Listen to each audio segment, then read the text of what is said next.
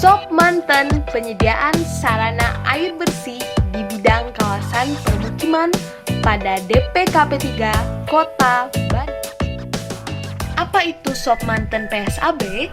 Adalah akronim dari Standar Operasional Prosedur berbasis Manajemen Teknologi Penyediaan Sarana Air Bersih di kawasan permukiman Kota Bandung.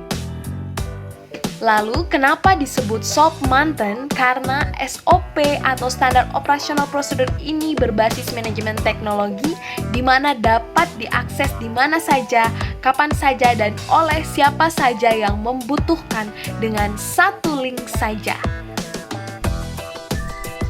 Dan berikut ini adalah dasar hukum atau landasan dalam melakukan pembuatan standar operasional prosedur yang berbasis manajemen teknologi, di mana disesuaikan dengan peraturan perundang-undangan yang terbaru yang sudah berlaku.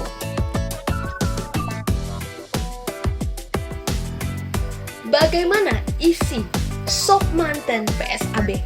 Dengan mudah kita klik saja di link yang pendek ini, yaitu tinyurl.com/sopmantensab.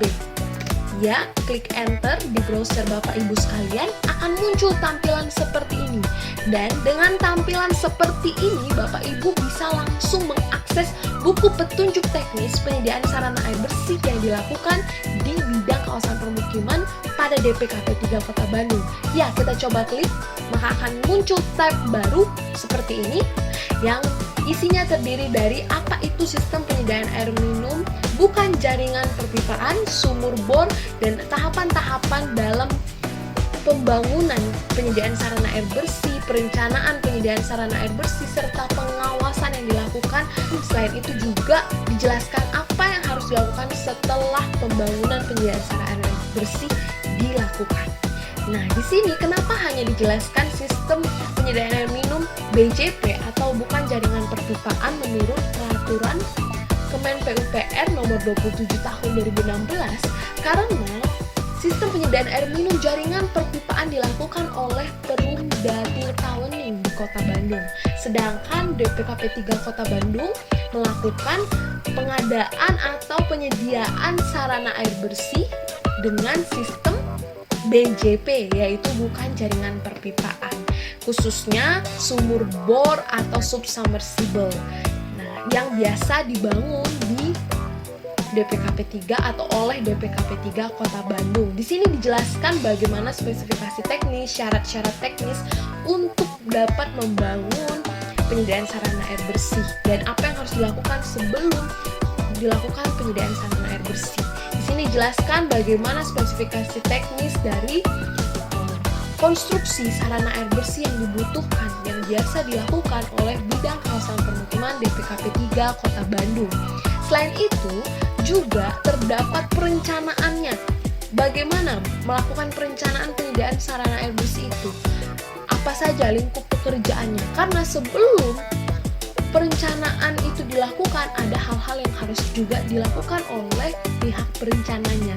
Dan kenapa perencanaan ini dilakukan? Karena pembangunan tidak dapat dilakukan apabila perencanaan terhadap penyediaan sarana air bersih belum dilakukan. Nah, ini adalah penjelasan-penjelasannya dapat diakses oleh Bapak Ibu. Terus dijelaskan juga bagaimana itu pelaksanaan konstruksi penyediaan sarana air bersih atau pembangunan dari PSAB tadi, dan pengawasannya juga dijelaskan bagaimana pengawasan dari penyediaan sarana air bersih, dan juga di akhir dijelaskan bagaimana pasca konstruksi penyediaan sarana air bersih apa yang dilakukan, yaitu penyerahan hasil pekerjaan kepada pihak kewilayahan. Dan selain itu dijelaskan juga disosialisasikan oleh tim teknis bagaimana pemeliharaan terhadap konstruksi penyediaan sarana air bersih yang telah dibangun, yaitu dengan melakukan bepos terhadap filter air yang ada pada konstruksi penyediaan sarana air bersih.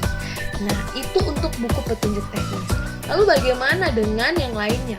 Nah, di sini terdapat tab untuk mengakses SOP pengusulan, SOP perencanaan, SOP pembangunan, dan SOP pengawasan. Pertama kita klik SOP pengusulan.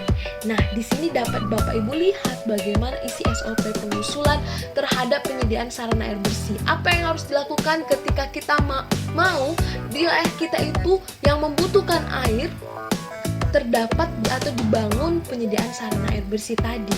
Nah, yang dapat kita lakukan itu bisa dilihat di sini apa saja ada prosedurnya.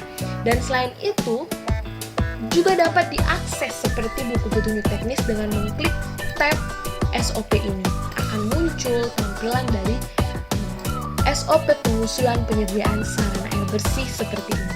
Nah, selain itu SOP perencanaan juga. Sebelum dibangun harus dilakukan perencanaan terlebih dahulu karena harus sesuai dengan ketentuan dan kebutuhan masyarakat setempat. Nah, di sini dapat Bapak Ibu lihat bagaimana isi SOP-nya, atau untuk mendownload PDF-nya juga klik tab yang sama seperti tadi.